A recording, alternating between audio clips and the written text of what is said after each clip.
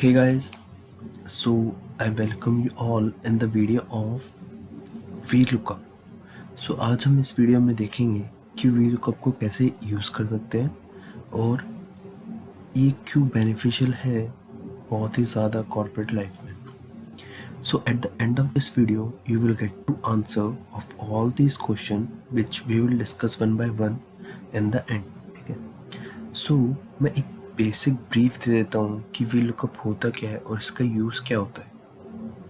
सो VLOOKUP means vertical lookup. ठीक है.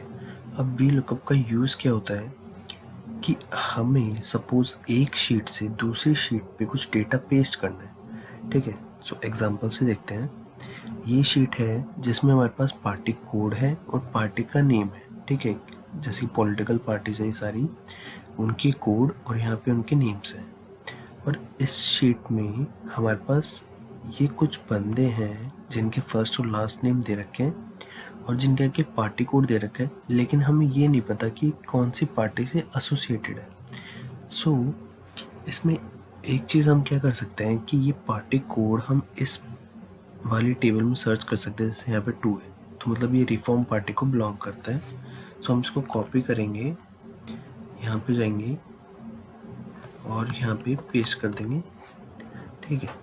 So one way तो हमारे पास ये होगा कि हम एक एक डेटा को यहाँ से कॉपी करें और एक एक डेटा को यहाँ पे पेस्ट करते जाएं. ठीक है. या फिर दूसरा वे क्या हो सकता है, हम VLOOKUP यूज़ करें ऐसे, क्योंकि पेस्ट करने में बहुत ज़्यादा टाइम लगेगा. ये तो चलो बहुत कम कॉलम्स है, 10 कॉलम्स है, लेकिन अगर हम बहुत सारा डेटा पेस्ट करना चाहते हैं तो उसके लिए हमें बहुत ज़्यादा दिक्कत होगी एक एक मैनुअली पंच करने में.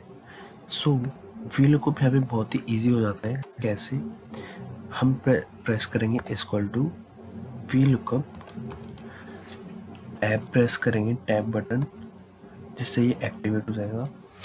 अब हम क्या करेंगे, लुकअप वैल्यू देखेंगे. लुकअप वैल्यू मीन्स हमें कौन सी वैल्यू देखनी है, मतलब ये वैल्यू हमें देखनी है कौन सी शीट में, इस शीट में. ठीक है. सो अब हम इसको सेलेक्ट करेंगे, शिफ्ट प्रेस करके इसको ड्रैग करेंगे ताकि पूरा सेलेक्ट हो जाए एकदम एंड तक. फिर कॉमा. अभी पूछा है कि कॉलम इंडेक्स नंबर, मतलब कि जो आपने टेबल सेलेक्ट की उसका कौन सा कॉलम आपको एज ए आंसर चाहिए. सो इसमें क्या होगा, हमने इस टेबल को यहाँ से सेलेक्ट करना स्टार्ट किया था. ठीक है. इस कॉलम से. सो ये 1 कॉलम हो गया और ये 2 कॉलम हो गया. सो हम यहाँ पे प्रेस करेंगे 2 कॉमा. अभी पूछ रहा है कि आपको आंसर कैसा चाहिए, अप्रॉक्सीमेट आंसर चाहिए या एग्जैक्ट चाहिए. सो हमें एग्जैक्ट चाहिए. सो हम फॉल्स पे डबल क्लिक करेंगे तो ये फॉल्स यहाँ पे आएगा. Bracket close and enter. So हमारा आंसर यहाँ पे आ गया. अब हम क्या करेंगे, इसको Ctrl+C से कॉपी करेंगे, यहाँ पे पूरे पे पेस्ट करेंगे Ctrl+V से. ठीक है. हमारे सारे आंसर्स यहाँ आ गए. लेकिन अब इसमें इशू क्या हुआ, इशू ये हुआ कि यहाँ पे NA शो कर रहा है. NA क्यों शो कर रहा है, ये इसलिए शो कर रहा है क्योंकि हमने इन सेल्स को फ्रीज नहीं किया.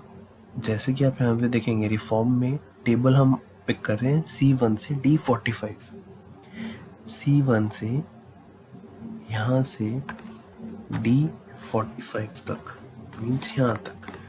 लेकिन ये दूसरे सेल में क्या कर रहे हैं, C2 से D46 कर रहे हैं, यहाँ पे C3 से D47. ऐसे करते करते ये लास्ट सेल में C10 से D54 पिक कर रहे हैं. ठीक है.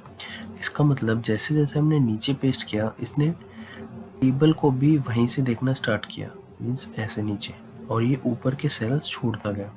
सो अगर हमारे यहाँ पे कोई भी, जैसे 4th है, अभी 4th हमारा इस टेबल में फॉल नहीं कर रहा क्योंकि ये पिक कर रहा है C6 से D50.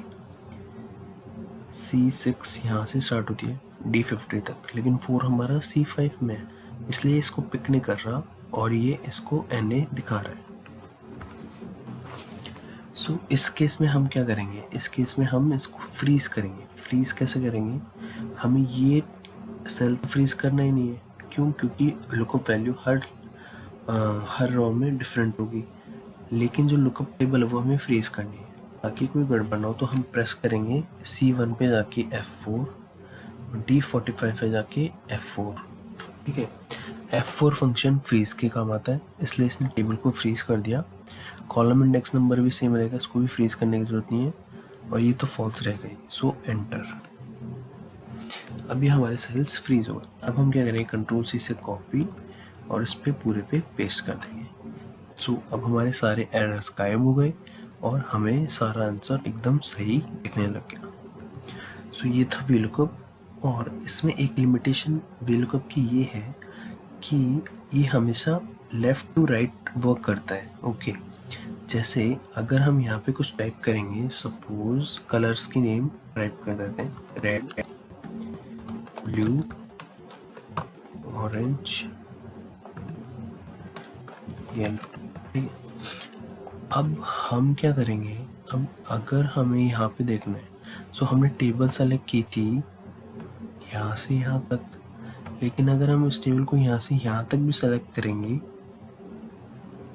तो भी ये वाले आंसर्स नहीं पिक करेगा। क्यों? क्योंकि ये कोड हमारा इस लाइन में लाई करता है, ना कि इस लाइन में, इससे पहले। सो इस लाइन की मतलब लुकअप वैल्यू के बाद के जितने भी कोड्स होगी वो उन्हीं को सर्च करेगा, उन्हीं को रिजल्ट दिखाएगा। सो हमें क्या करना पड़ेगा, इस कॉलम को पूरा कट करके ये इस साइड पेस्ट करना पड़ेगा ऑन द राइट हैंड, ताकि यहाँ पे आ जाए। अब क्या करेंगे, अगर हम फॉर्मूला चेंज करते हैं, सो टेबल हमने सेलेक्ट कर रखी है C से D तक। ठीक है, सो हम वापस लगा के देख लेते हैं। VLOOKUP, लुकअप वैल्यू पे क्लिक किया, कॉमा, टेबल पे गए, इसको पूरे को सेलेक्ट कर लिया हमने यहाँ एकदम एंड तक, कॉमा। अब हमें कॉलम इंडेक्स नंबर कौन सा देखना है, ये वाला। सो हम थर्ड प्रेस करेंगे, फिर फॉल्स। अब ये हमारा फॉर्मूला रिवाइज हो गया। इसको फ्रीज करना ना भूलें। अब कंट्रोल C और इस पे पूरे पे पेस्ट कर देंगे। सो अब इसने क्या किया, 0 यहाँ पे इसलिए लिया क्योंकि हमने वहाँ पे कोई वैल्यू नहीं डाल रखी। जहाँ जहाँ हमने वैल्यू डाल रखी है वहाँ इसने कलर पिक कर लिए। ठीक है, सो ये था VLOOKUP, बहुत ही ईजी लेकिन बहुत ही ज़्यादा इम्पोर्टेंट है। क्यों, डिस्कस करते हैं, चलिए। सो फर्स्ट पॉइंट हो गया हमारा, why to use VLOOKUP। VLOOKUP क्यों यूज़ करना है, क्यों? क्योंकि हमें एक शीट से दूसरी शीट पे बहुत ज़्यादा डेटा चाहिए और बहुत कम टाइम में चाहिए, इसलिए। Why VLOOKUP is so important in corporate life. Corporate life में क्यों इम्पॉर्टेंट है, बेसिकली फॉर द CAs।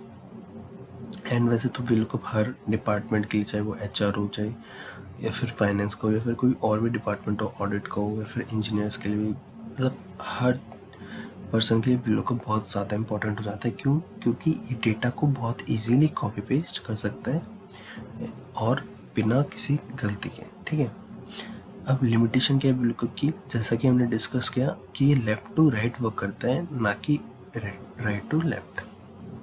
वो वर्क हम कैसे करेंगे, जैसा कि मैंने बताया, अगर आपका कोई डेटा जो आपको रिजल्ट में चाहिए वो इस साइड है, सो उसको पूरे को कट करें, यहाँ पे पेस्ट करें।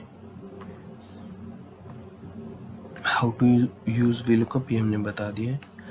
Does knowledge of VLOOKUP has an added advantage in interview.